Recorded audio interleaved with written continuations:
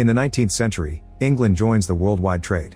They bring silks and spices from the other colonies, but unfortunately they accidentally bring the zombie virus too, and soon these monsters are all over the country.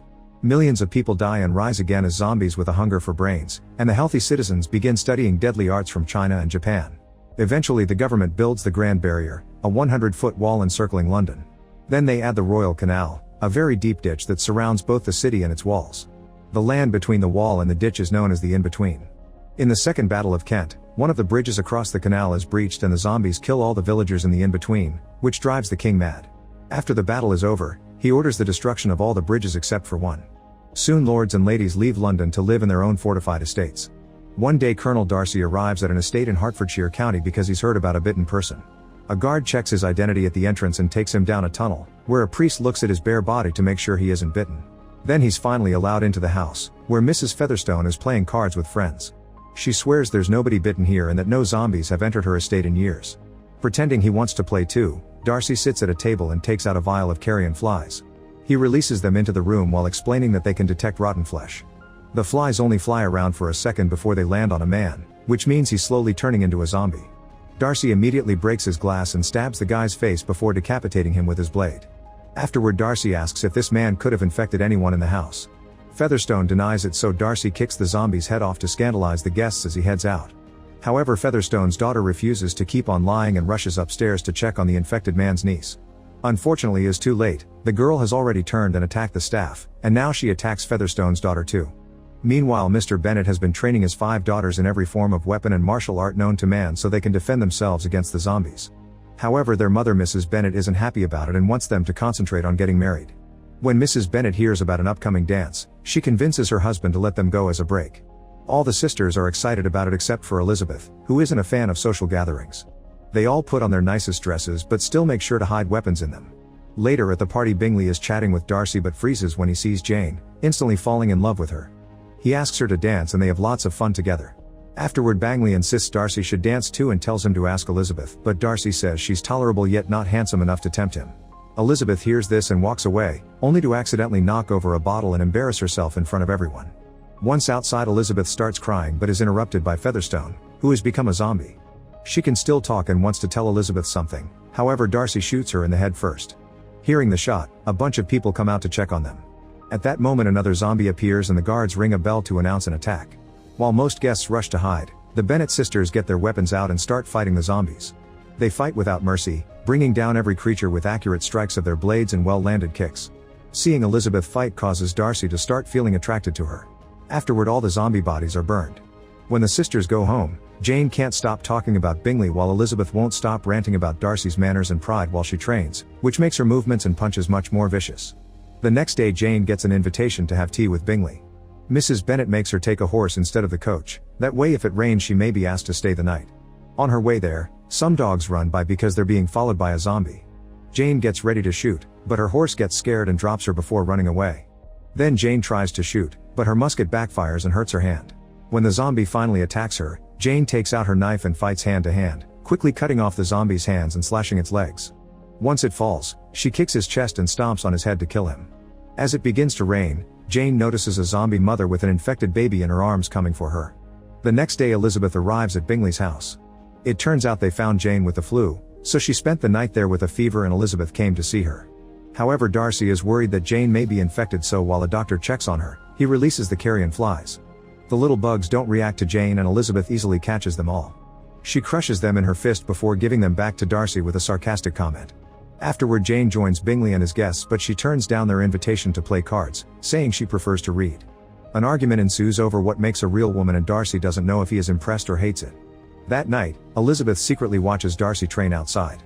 The next day the rest of the Bennet sisters and mother come to pick up Jane and Elizabeth. Bingley wants them to stay but Darcy reminds him of the risks of infection.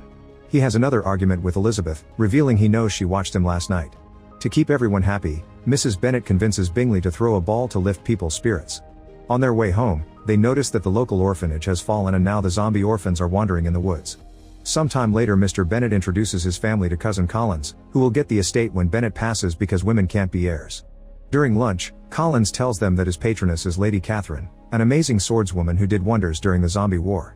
He also shows interest in Jane, However, Mrs. Bennet immediately turns him down, saying Jane already has Bingley and offers Elizabeth instead.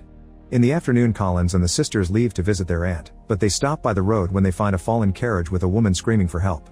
The sisters get their weapons ready, and when the woman comes out, they open fire because she's a zombie.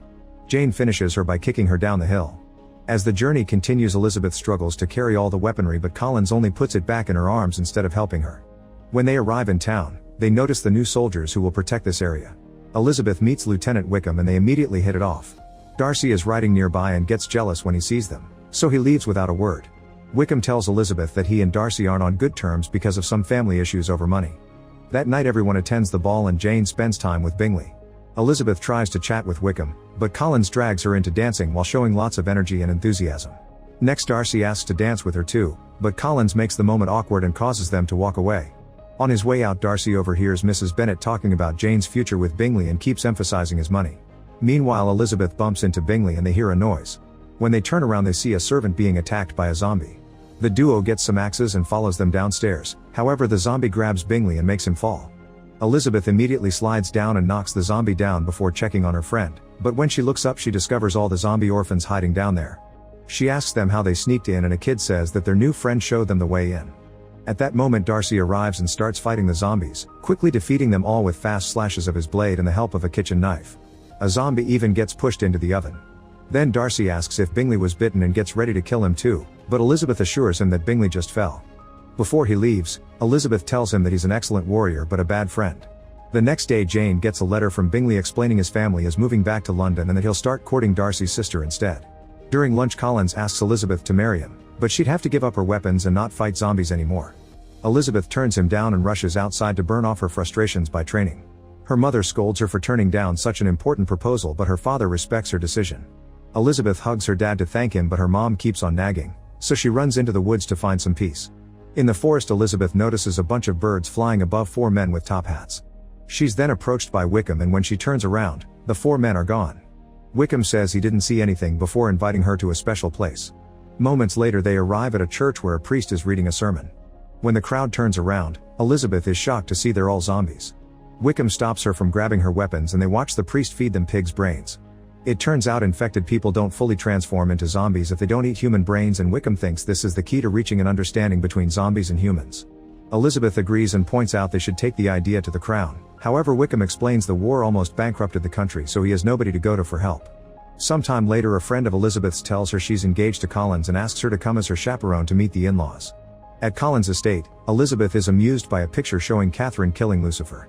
There's also a painting of the 4 horsemen of the zombie apocalypse, who are said to appear when the end is near. Elizabeth realizes they're the men she saw in the woods. Then she finally gets to meet Catherine and her daughter. Elizabeth is shocked to see Darcy is there too and learns he's Catherine's nephew. Soon Wickham also arrives because Elizabeth invited him so he could ask for the money he needs for his plan. Catherine thinks that the idea of befriending zombies is ridiculous and they would never listen to a leader, but Collins points out that the Bible says the Antichrist will lead the undead. Darcy supports Catherine's opinion and gets angry when Wickham mentions his father, so he makes the guards kick him out. Elizabeth tells Darcy that he's as unfeeling as the undead. That night Darcy spends lots of time outside training to deal with his anger.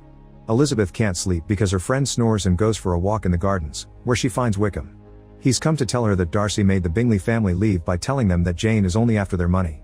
Wickham also asks Elizabeth to run away together, but she turns him down. Before leaving, Wickham reminds her that the day of reckoning is coming. The next day Darcy tells Elizabeth that he considers her inferior but he's still attracted to her, so he asks her to marry him. Elizabeth turns him down and calls him out for what he did to Jane and Bingley, only for Darcy to defend his meddling. A furious Elizabeth kicks him and throws a bunch of objects at him before attacking him with a poker. He quickly defends himself and they end up in a compromising position on the table. Their argument turns into a full fight and they exchange a bunch of blows before they end up in another awkward position. When Elizabeth says she'll never marry him, Darcy finally leaves and she ends up having a breakdown. Later Elizabeth receives a letter from Darcy explaining himself. He says he didn't intend to hurt Jane, he only sent Bingley away to protect him from Mrs. Bennet. He also explains that he had to kill his own father when he became a zombie, but he still gave Wickham the money that was promised to him.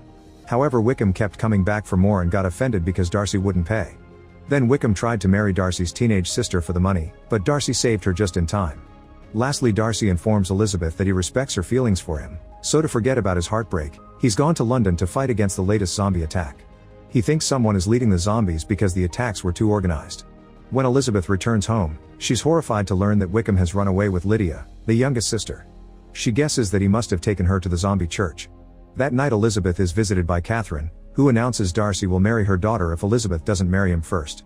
Elizabeth is seeing Darcy in better eyes nowadays, but she's still unsure about a relationship, so Catherine challenges her to a duel against her guard. The man is big and strong, so he throws quite dangerous punches and easily blocks Elizabeth's attacks. She refuses to give up even when he chokes her and slashes his face before breaking his arm. With an excellent kick, she throws him against a beam that breaks and causes part of the ceiling to drop on him. Catherine corners Elizabeth with her swords but admits she respects her resolve. At that moment Mr. Bennet enters the room to forbid Elizabeth from rescuing her sister because it's too dangerous. Jane volunteers to help, but Elizabeth doesn't want her to come because she wants her to protect the family. Catherine then offers to take care of the Bennets and her estate so Jane and Elizabeth can leave. When the duo reaches the bridge, the soldiers block them and inform them they've set up lots of explosives. The bridge will be blown up tomorrow at dawn to stop the zombie horde in London from invading the rest of the country. The sisters ignore them and continue to move forward. Meanwhile, Bingley is on the battlefield and throws a bomb at the zombies trapped in a trench, but when he's about to leave, a creature grabs him by his scarf. Luckily, Jane arrives just in time to cut the scarf and push him away from the explosion. Nearby, Darcy kills another zombie with his sword, only to find a bunch of undead hands reaching up from the ground.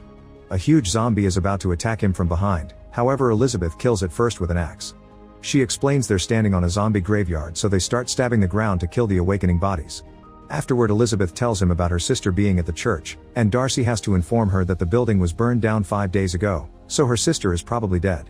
When Darcy leaves, it's revealed he was lying. He told Elizabeth that the church was down to keep her away from danger, but the building is actually fine. He sneaks around the church and sees the 4 horsemen of the apocalypse guiding a horde of zombies.